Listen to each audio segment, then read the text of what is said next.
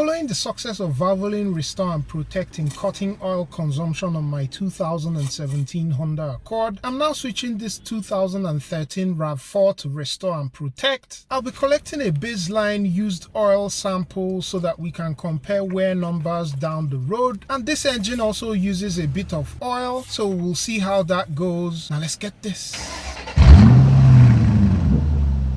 Car is already at operating temperature, and just a quick demonstration of the level of blow-by on the engine.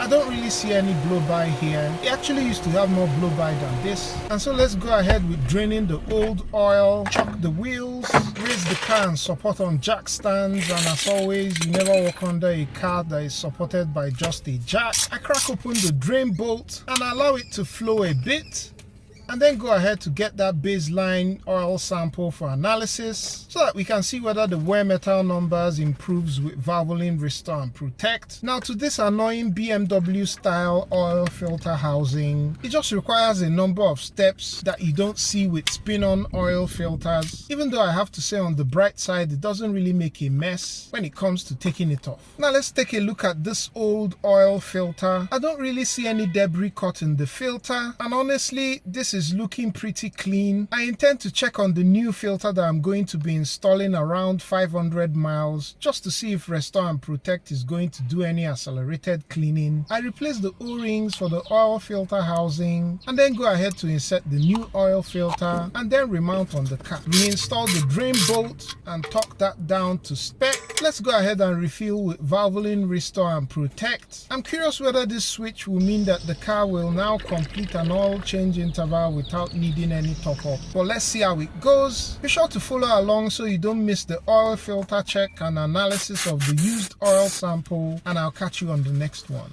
Peace.